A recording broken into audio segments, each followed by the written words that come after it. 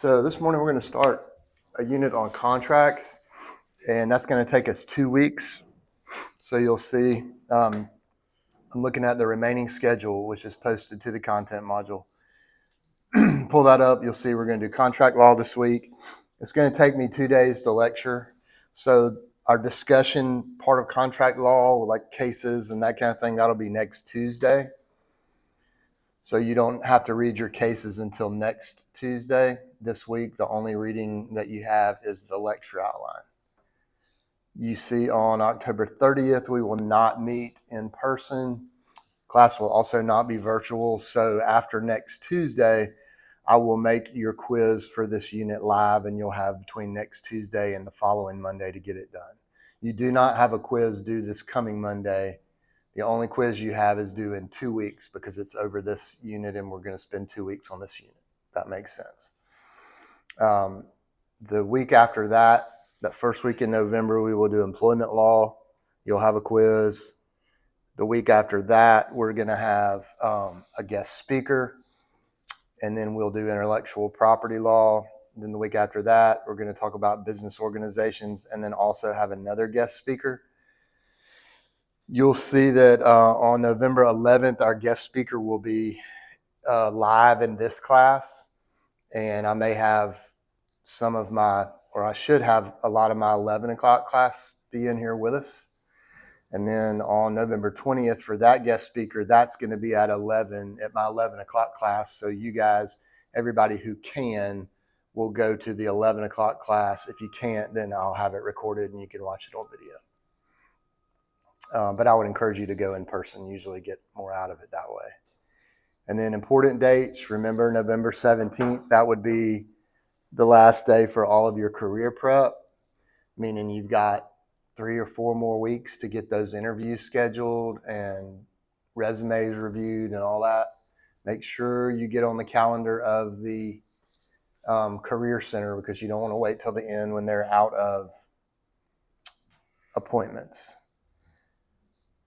The way we're going to work the final is that it's a take-home exam, and I'm just going to post it on November 24th, that is the first Monday of Thanksgiving week, but you have all the way until Saturday, December 6th to finish it. I'm just posting it early in case somebody wants to go ahead and get it over with. I know sometimes we have international students that are going home, and you guys have work and travel and other lives, so I'm giving you basically 2 weeks to do it whenever you want. So that'll be due on December 6th. Your discussion questions, those all need to be complete by November 24th. And just to refresh your memory, what I do on those is I go in and look, and I've been reading them along, but I'll go in after November 24th, and the ones that you did, I give you credit for. If you answered all the discussion questions, you'll get a 100 for that assignment. I think it's like 10% of your grade. If you did 9 out of 10, the best you could do is 90. If you do 8 out of 10, the best you could do is 80, and so on and so forth. Also reading them, of course, to make sure that they're your thoughts and that they're not something that you've copied and pasted from ChatGPT or something like that. I don't have a problem with you using AI to help you with your answers or help you brainstorm with different points of view. I think that's probably smart for you to do that. But I don't want you to copy and paste. And when I see words that we don't use in this class, or if you're using vocabulary words that are different from the ones that we use, that's just a dead giveaway that you didn't write it. So just be smart about it. And then on there, of course, it says your final exam is due on December 6th. So that's what we're looking at for the rest of the semester. Anybody have any questions on that? I know I am going through your assignments, and you should see some grades updating over the next couple of weeks and that as I catch up on grading.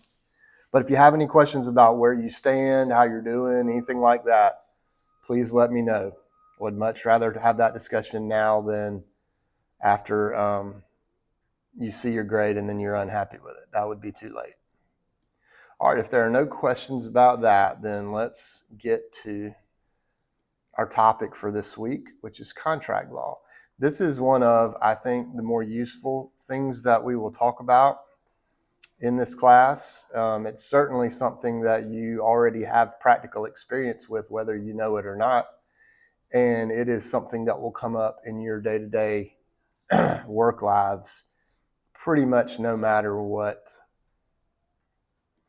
job you have. So before we start out on contracts is can be technical and can be very detailed.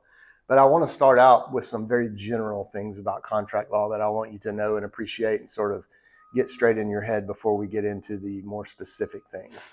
A contract is a legally enforceable agreement between two or more parties who promise to do something or to not do something.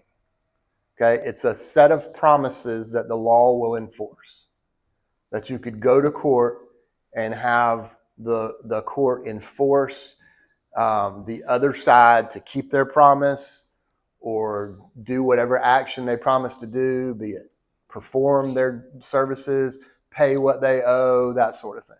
It's a set of promises that the law will uphold. The elements of a contract, and we're going to get deep into the weeds on the elements, but I just want you to have a framework before we start. The basic elements that we're going to work through in everything we talk about for the next 3 classes is agreement. There obviously has to be an offer. The offer has to be accepted. We need to make sure that the 2 parties are agreeing on the same thing. We need to make sure that that the terms of the offer and the acceptance are definite enough that if we did go to court, we would be able to explain to the judge what exactly it was that we agreed to. There has to be consideration. That's what differentiates a gift from a contract. I could tell Ramon I'm going to give you $10,000, and if I don't do it, he can't sue me and take me to court because I just promised to give him $10,000. He didn't promise anything in return. Okay, that would just be a gift from me to him. But if I asked Ramon for a ride home after class and I promised to pay him $10,000 for that, he agrees, we put it in writing, he takes me home after class, I don't pay him the money, that is something he could then take me to court and enforce. So there has to be consideration. Each side has to give up something of value in order to make a contract enforceable. You got to have contractual capacity. That means that someone can't be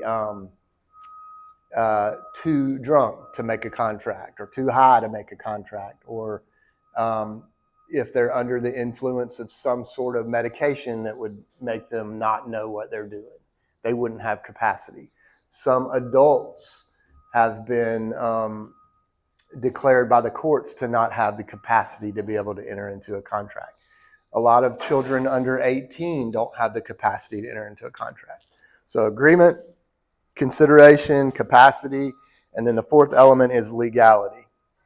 Basically what that means is that you can't make a contract to do something illegal.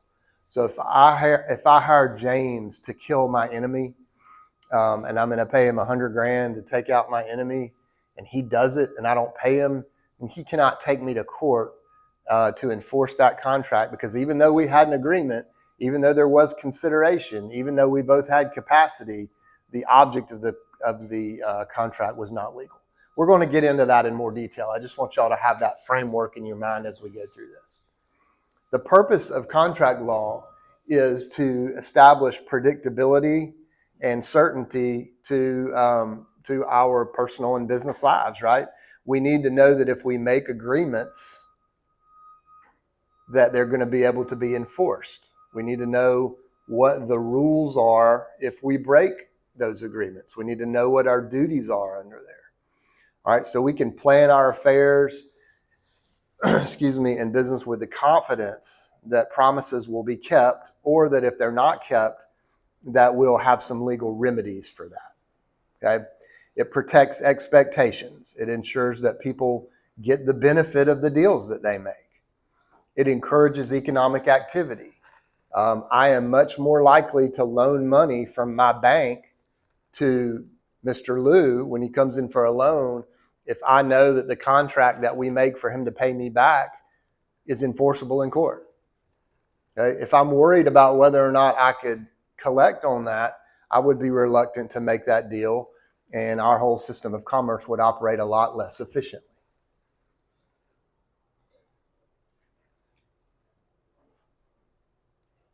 Another kind of overall thing I want you to keep in mind too is that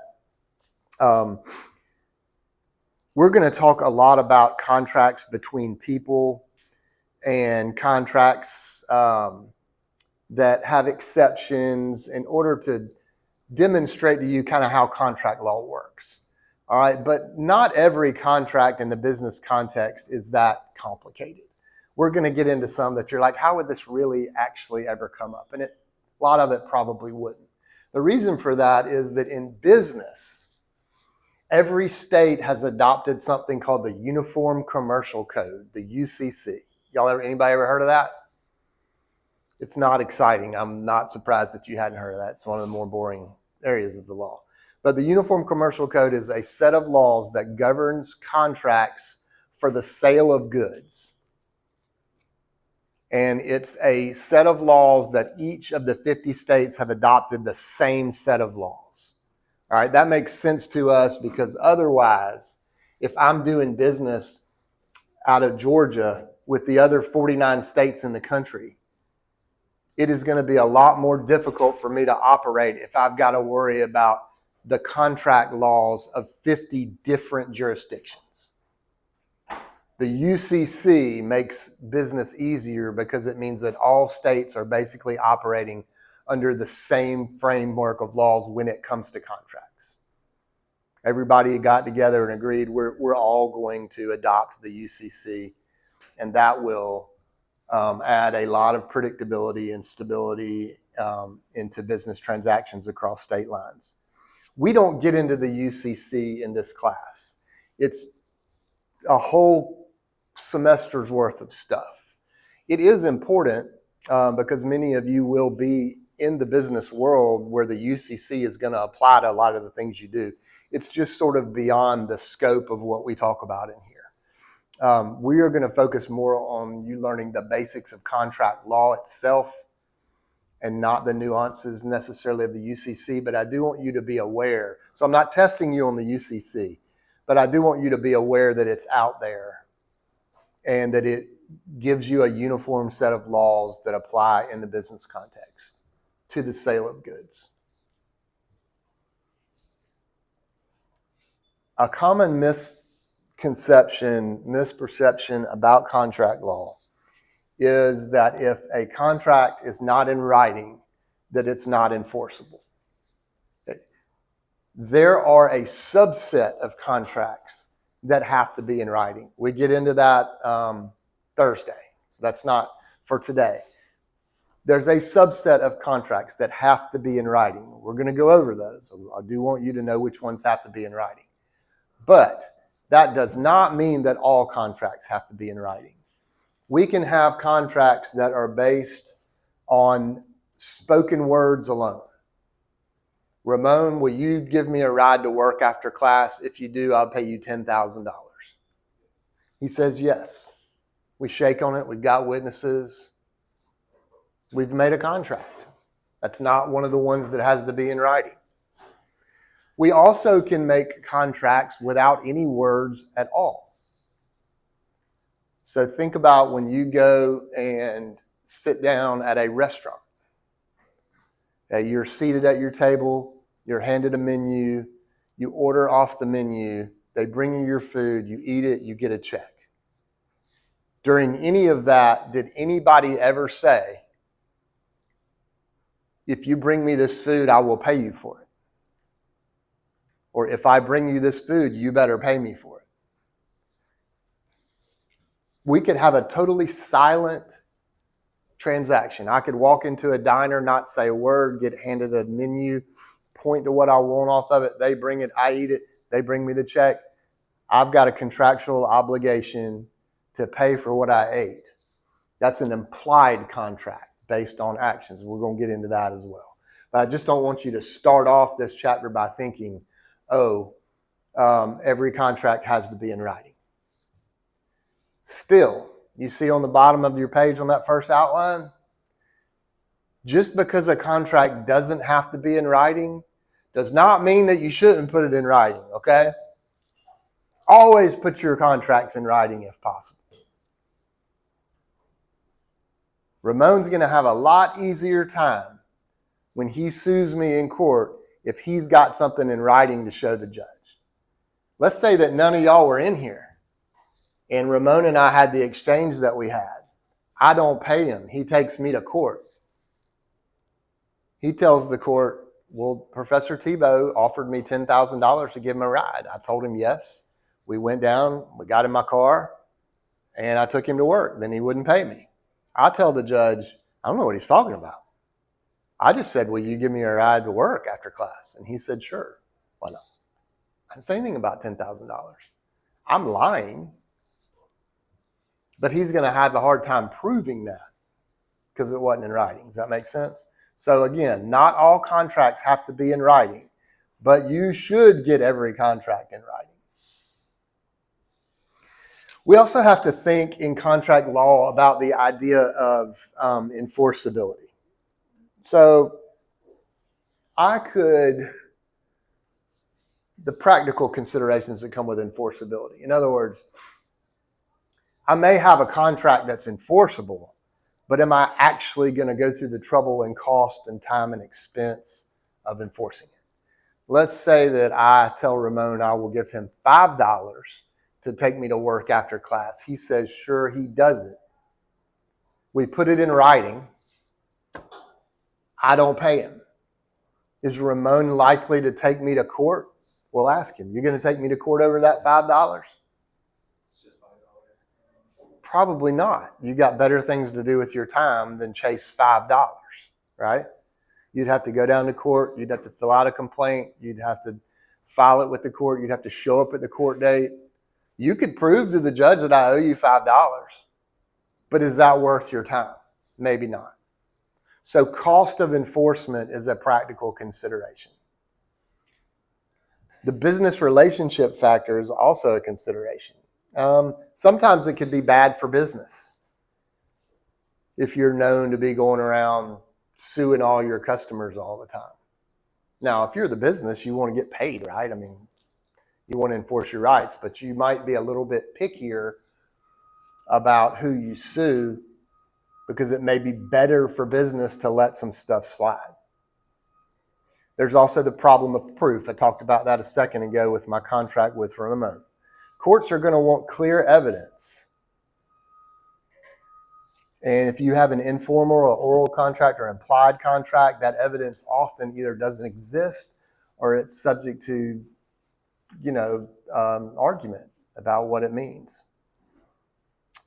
Sometimes it is in your best interest to break a contract, right? If I promise to build a building for CSU for $1 million and I'm supposed to start January 1 and we have a contract for that, and then I had somebody walk in my construction office the next day and be like, hey, would you be interested in building this building for us over at Columbus Tech?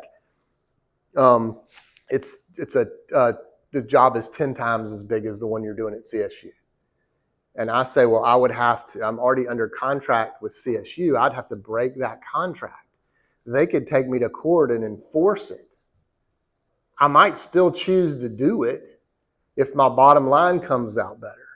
So maybe I let CSU know the next day, hey, I'm backing out of that contract. I know we've got an enforceable contract. I'm not doing it. They could sue me and they could get damages for whatever the delay cost and them having to find another contractor. Maybe somebody's doing it that's going to cost them more. I don't know what all their damages would be.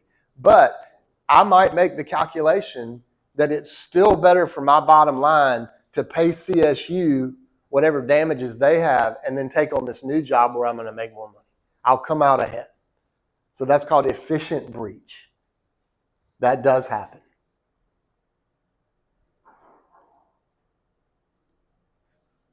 A lot of contract law is going to be looking at intent. What did the person who made the offer intend? What exactly was the offer? The person who accepts the offer, what exactly is it that they agreed to? What were they intending to agree to? All right, when we have a dispute about that and we go to court, they will apply what's known as the objective theory of contracts. Okay? So, meaning when you get to court, the court is only going to be concerned with each party's intention as judged by their outward objective facts as a reasonable person would interpret them, not by what's in somebody's head, what they thought they meant. Okay? So we go to court, Ramon and I go to court, the court is going to be judging what we said, how we acted or appeared, the circumstances surrounding the transaction. Okay? They're not going to get into things like what I might have meant in my head. Oh, I said $10,000, but I meant $10. You can't get out of contractual liability by going to court and saying, well, I know that's what I said, but it's not what I was thinking. I misspoke. Okay? If that were the case, we could get out of any contract that we wanted to. Yeah, I didn't really mean that. He should have known that's not what I meant.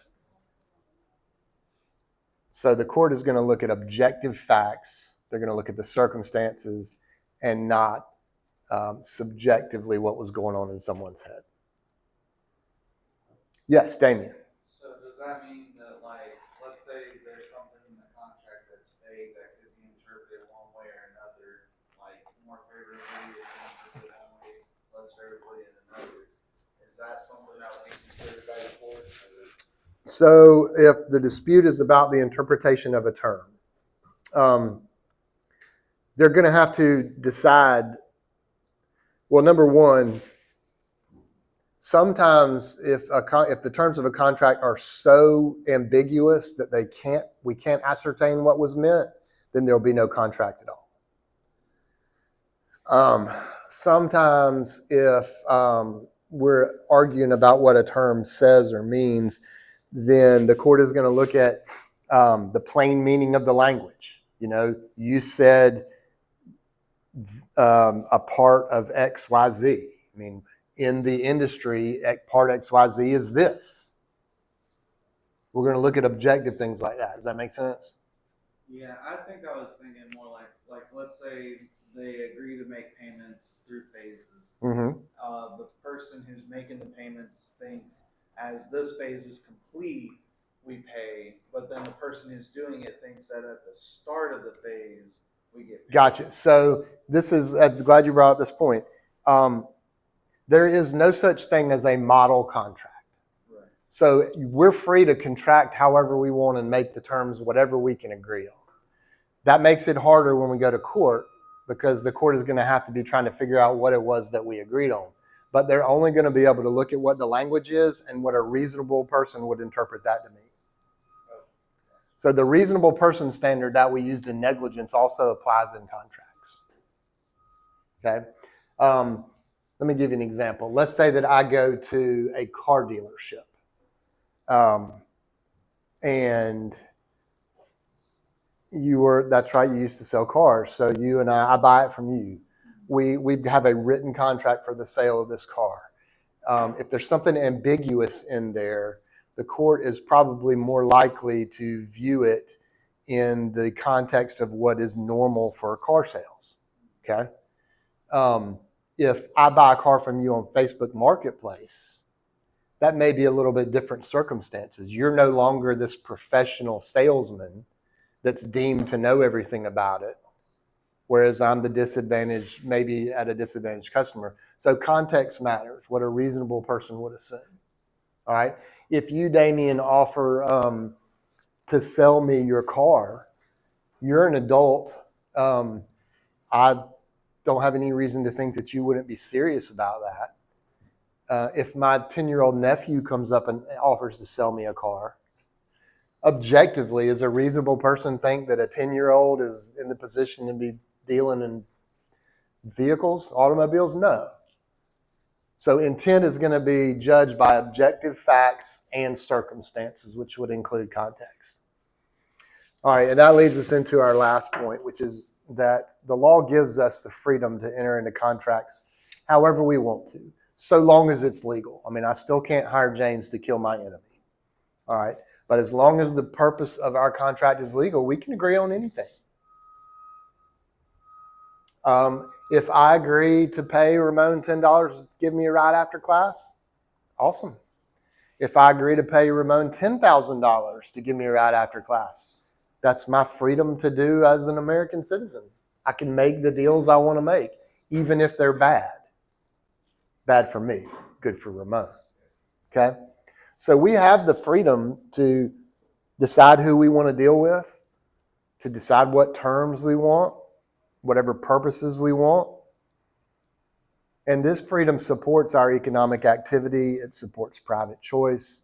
It supports individual responsibility.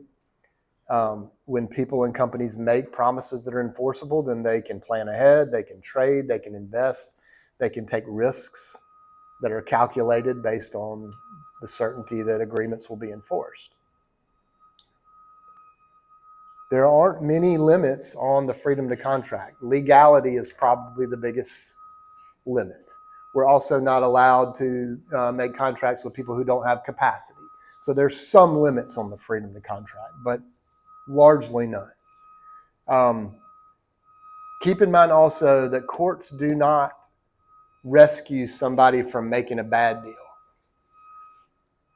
If I agree to pay Ramon $10,000, give me a ride, maybe I needed a ride in the most desperate way. Maybe if I didn't get downtown to my office in 15 minutes, I was going to lose out on $1 million deal. In that case, $10,000 to get down there would be a pretty economically smart idea for me. All right? Courts don't get into that. They don't care about what you were thinking, how desperate you were, whether you made a bad deal. That's up to you. They will, in some circumstances, if a contract is just so unfair that it shocks the conscience, that it's just wrong any way you slice it, they might step in. I'm not going to ask you any questions where you have to determine that. And we'll get into that a little bit more. But for the most part, a court is not going to rewrite a bad bargain. Yes, Damien. So, back to the point of like contracts can't be entered if the person's not able to enter into contracts, mentally, whatever it may be. What if there's a situation where somebody enters a contract with somebody who is in that position that can't enter a contract, but they don't give any indication that they can't, or they're not of mind to be able to? Is that a defense to a contract? Yes, that's a great question, and we are going to get into that. So I'm going to try to answer your question without getting all the way into it. But yes, so let's use your car salesman example. Somebody walks into your dealership that is has been declared by the courts to be legally incompetent and unable to enter into a contract. You don't know that from just talking to them. A lot of people can keep it together really well. They might be having a lucid moment. You enter into it. Later on, they come back and try to void the contract because they didn't have capacity. That could be a defense. They still might have to make you whole. I mean, there's some things that can be done, but generally speaking, it is a defense for the person who did not have capacity. It is. All right, and like I said, well, I promise we'll get in kind of in the weeds on that. So let's get into the elements of a valid contract. Remember, agreement, consideration, capacity, legality. We're going to start with agreement. There has to be an offer made, and then that offer has to be accepted. That is an agreement, a meeting of the minds. The parties have to be agreeing to the same thing. I tell Ramon I will give you $10,000 to give me a ride after I mean, $10 to give me right after class. He says, I'll do it for 10,000. We shake on it. We don't have a contract. We're not agreeing on the same thing. All right. So the offer has to be made, and an offer has to have certain requirements. There has to be serious intent. All right. Again, this is going to be measured if we have a dispute by the judge using the objective theory of contracts. Was there serious intent? It is determined by what a reasonable person in the offeree's position would conclude the offeror's words and actions meant. Okay? The offer. If they're made in anger or jest or undue excitement, those might not constitute serious intent.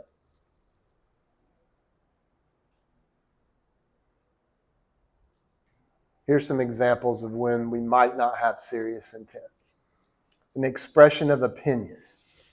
I think your car is worth $3,000, Emily. You can't then tell me, deal, sold. You agreed to buy my car. All I said was, I think it's worth $3,000. I didn't say, will you accept $3,000? Can I buy your car for $3,000? What if I said, will you accept $3,000 for your car? You think that is evidence of objective intent? Maybe. But that might also be what we would call preliminary negotiations. Hey, are you interested in selling your car? What do you think it's worth? Would you consider selling your car for $5,000? If she says yes, do we have a contract? No, because my offer. It was not an offer. It was basically either a preliminary negotiation, or I was just asking if she was interested in selling it. Not the same thing as saying, would you sell it to me? Can I buy it for? I plan to, let's say that I say, hey, Emily, you thinking about selling that car? And she says, I'm going to sell it next year for $5,000. Okay, that's a statement of future intent. I can't bring her a check tomorrow for $5,000 and say deal. Statements of future intent don't qualify as an offer. It also has to be definite enough that a court can decide if the agreement was established and then if it was breached. So an offer is going to need to generally identify the parties, identify the object of the subject matter, identify what the consideration is, identify what the time of delivery, payment, those sort of things. The more details you have, the more likely you have a valid offer on the table. It also has to be communicated to the offeree in a way that the offeree knows it. All right. If I say, hey, Emily, I will sell you my car for $10,000. Juliet says, deal. She pulls $10,000 out of her pocket, walks up to the podium, slaps it down, and says, deal, hand me the keys. All right. That is not a valid, that does not create a contract because I did not communicate my offer to Juliet. I did it to Emily. My offer was to Emily. If my offer is, I will sell my car for $10,000 to the first person that brings me $10,000 in cash, and you all pull $10,000 out of your pocket and fight each other all the way up here, and the first person to slap it down on the podium, I've got to deal with them. I communicated that offer to all of you. So it has to express serious intent. It has to be definite enough that we know what it is. Like I can't say, hey, Emily, I'll sell you one of my cars for $10,000. She brings me $10,000 and says, give me the keys to your Porsche. The problem with that offer is it wasn't definite enough for us to determine what car I actually offered her. What if I'd said something like, Emily, I own 3 cars, a van, a Porsche, and a Mustang. And for $10,000, I'll sell you any one of them and you can pick. She brings me $10,000, says, give me the keys to the Porsche. That's definite enough. More definite than I'll sell you one of my cars for $10,000. Again, there's no model contract. There's no template that is required to be used. The court is going to look at what was said. Was it a serious intent? Was it definite enough? And was it communicated to the offeree? Another example of serious intent or not. I am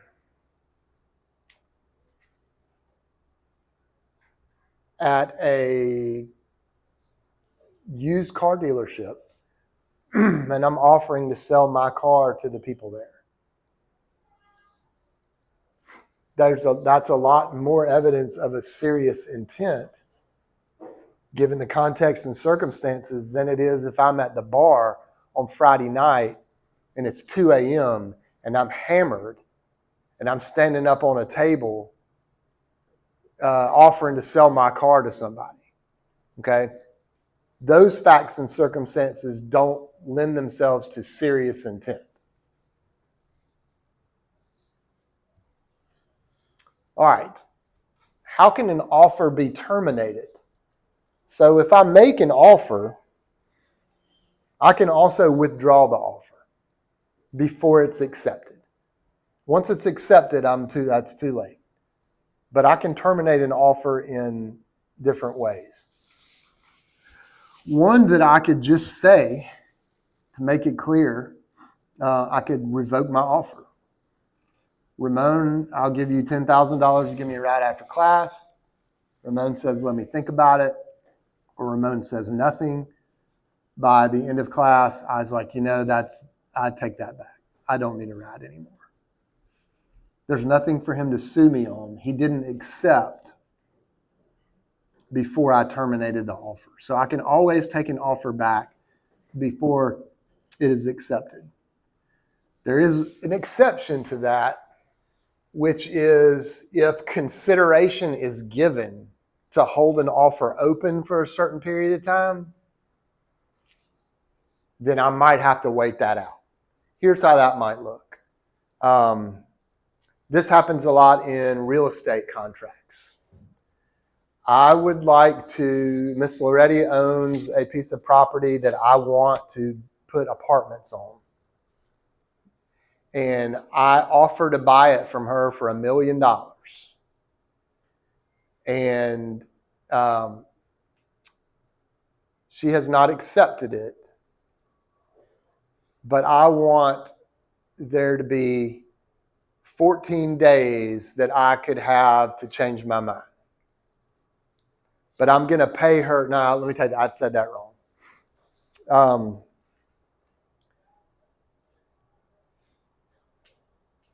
I want 14 days to think about it.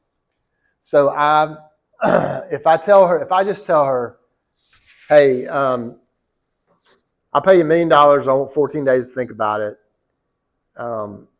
She says, okay. I call the next day and be like, well, I've totally screwed this example up. So let me start over. A real estate option contract. Sophia owns the land. It's offered for $1 million. I want 14 days to think about it. So we enter into an agreement, but I pay her $5,000 to let me think about it for 14 days. She can't then just say, you haven't accepted it yet. I'm revoking my offer. That's because I gave her some consideration for keeping it open. What we really have is a contract worth $5,000 for me to buy 14 days to decide if I want to take her offer or not. Does that make sense? If I go up to her and say, hey, can I have 14 days? And she says yes, but I don't give her anything for those 14 days, then she could call me up the next day and say, I take that offer off the table. She can do that because I didn't pay her anything to keep it open. There was no consideration for that. So offers can be terminated by the offeror, the person who makes the offer. An offer can also be terminated this way. Hey, Nick, will you sell me, what kind of car do you drive? All right, I'll buy your Challenger for $10. You said yes? Sure. You're supposed to say no. All right, say no. No. All right. That terminates my offer. He rejected it. All right. So an offer is terminated when it's rejected. What if Nick comes in the next day and says, hey, professor, I'll sell you my car for $10. What do we have now? That's a new offer. Now we just have a new offer. That's right. He terminated my offer when he rejected it. He can't come in the next day and hand me the keys and say, where's your $10? He already rejected it. What if I say to Nick, I will buy your car for $100, and he says, I will sell it to you for $200. What happened to my offer? Was my offer terminated? It'll be a counter. Yes, because a counter offer terminates the first offer. So anytime the offeree, the person the offer is made to, counter offers, the first offer is gone. And the counter offer now becomes the new offer. So let me play that out for you again. Nick, will you sell me your car for $100? No, but I'll sell it to you for $200. I say, nah, 200 is too much. He says, okay, we got a deal at 100. Too late. He terminated my offer on the 100 when he counteroffered. So a counteroffer becomes a new offer and restarts the cycle. Yes, Damien. So when I was selling cars, we would, naturally get to the point of negotiations. We would have the pencil, and when we show it to people, they try to negotiate. We would tell them write down whatever. As they write it down, or we write down the number they want to see, like payments or what the total out the door is. So that would be constituting a counteroffer and would be an actual contract. I think that until the contract is signed, you're still negotiating. Okay. Is what I think it would be. Because I don't think you'd have anything to enforce. Because we can always say, no, we're not taking that offer, send out a different offer. Yes, and it matters too, if you know that y'all are putting together a written contract, then you're negotiating about what's going to be in it. But your offer is not really made until you've given them the contract. Oral contracts are different, right? Because we're not working to get something reduced to writing. We're just basically talking about it. Where do y'all have classes and training about like how to hide stuff from the buyers and trick people and all that kind of stuff? Do they train y'all up in that? No, we just have it naturally. I'm just kidding, of course. Just kidding with Damien. All right, so an offer might also be terminated by operation of law. So let's say that I'd say, Mr. Gaduru, I'll sell you my car for $100. You've got until Friday to accept. Friday comes and goes and he doesn't accept. My offer is terminated. I put a time limit on it. If no time is specified, then it would terminate at the end of a reasonable period, depending on what all's going on, right? So If I offer to sell Mr. Gaduru my car, and I say, hey, I'll offer, you can sell it, you can buy my car for $10, and just let me know. If he comes and lets me know next week, my offer, a reasonable person might think that is enough time. If he comes this time next year and says, I accept, reasonable people don't really think somebody's going to wait a year. If I'm at an auction and I'm getting ready to sell my car and he comes back to me next week, that might be too late, because a reasonable person in that situation would know that I was getting ready to do it right then. So it's always going to depend on facts and circumstances and objective evidence. If I offer to sell Mr. Gaduru my car, I was like, you can think about it till next week. And I destroy my car in a fiery crash on University Avenue right after class, my offer is terminated. He didn't accept it, and the subject matter has now been destroyed. I can't sell him a car that no longer exists.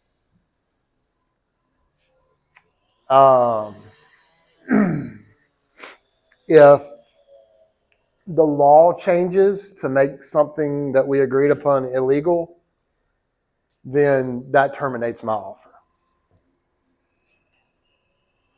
Those are termination by operation of law. All right, that's everything I wanted to say about an offer. Let's now talk about acceptance. That's a voluntary act by the offeree, the person that the offer is made to, that shows agreement to the terms of the offer. Acceptance needs to be unequivocal. That means clear, unambiguous. We know what the acceptance is. That's the mirror image rule. The acceptance needs to mirror the language, the terms, the method of communication that the offer was made in. Okay? If I make an offer to somebody to sell them my car, and I'm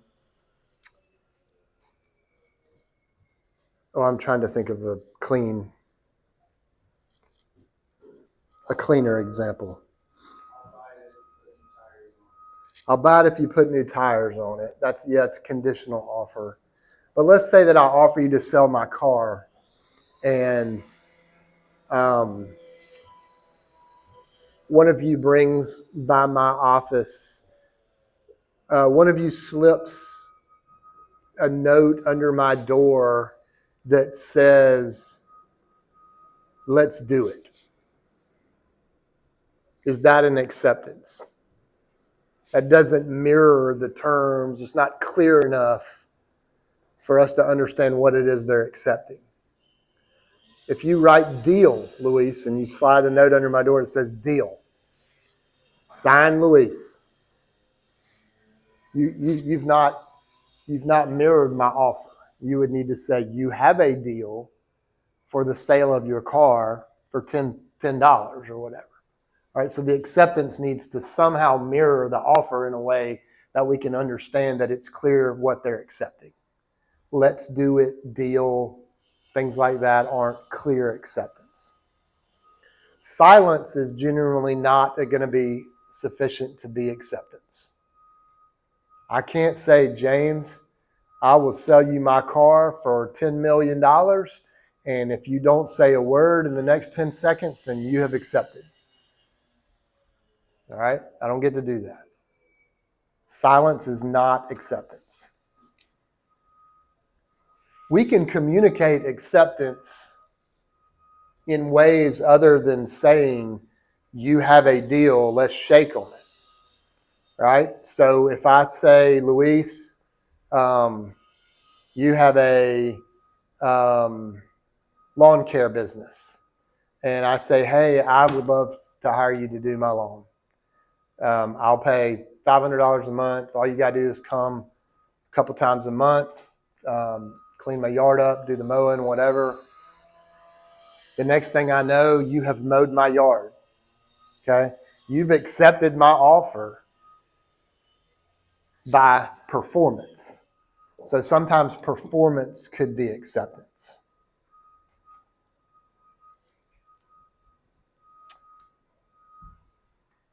We can get into arguments. We don't as much these days as we used to about timeliness of acceptance.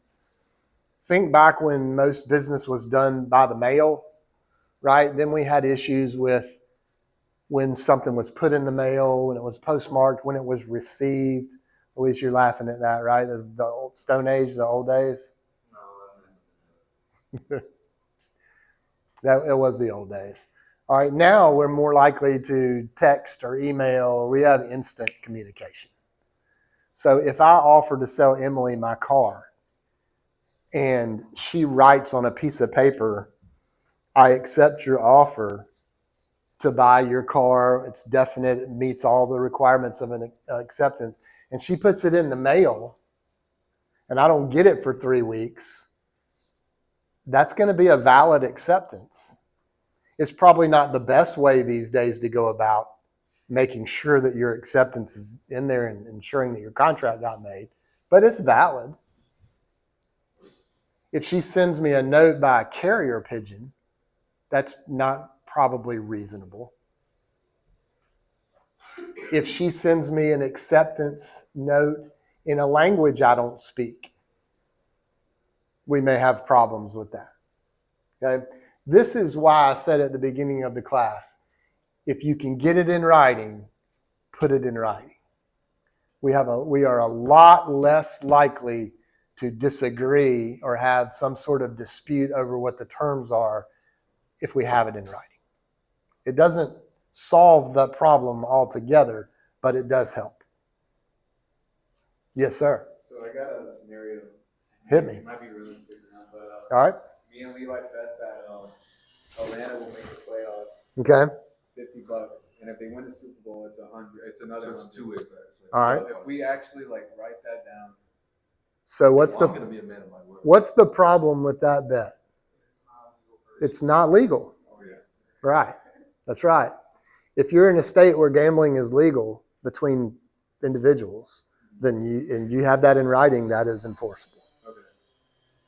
So, But what if we were to? but he said he's a man of his word. Oh so yeah, I believe him. if you're in a state where gambling between individuals is legal, like I think even in the states where it is legal, you got to be licensed. You got to be like a sports book, and I think it's not legal to just be a bookie. Okay. Yeah, I don't think so. Like I know my son had these twins that were at his age that were good friends of his, and they ran a bookie. They ran a book operation all through high school, all through college. They made so much money, but they had to operate on the honor system because if somebody stiffed them, they couldn't go to court and enforce that. They still made plenty of money. So good question, Ramon. I like that. Let's talk for a second about express versus implied contracts. And I've already kind of hinted at this. But an express contract is mostly what we've talked about today. We are saying what the terms are. We're either speaking them or we're putting them in writing, right? We can also have an implied contract based solely on actions or the conduct of the parties. The court would have to be inferring intent and finding intent based on the facts and circumstances, right? Like the restaurant example. If I don't pay my bill at the restaurant and they take me to court, the court is going to look at the objective facts. Well, you went into a restaurant, you sat down, you were handed a menu with prices, you ordered off the menu, you ate the food. How can you now tell us that you didn't intend to enter into a contract to pay for that food? Okay, those are implied contracts. In the implied contract section, there is an Easter egg, so make sure you check that out. So that'll take us up to consideration Consideration is, I'm going to talk about that on Thursday. And then on Thursday, I will have the second part of your outline up that talks about capacity and legality. So Thursday, we're going to start on consideration. We'll get into the second part of that outline. I probably won't finish the outline, and then that'll run over into next Tuesday. And next Tuesday will be your cases. We're going to read those cases and discuss them. No quiz due next Monday, remember. Quiz is not due until 2 Mondays. All right, if nobody has any other questions, then that is all that I have for today. If you came in late, which I don't think anybody did, I will see y'all Thursday.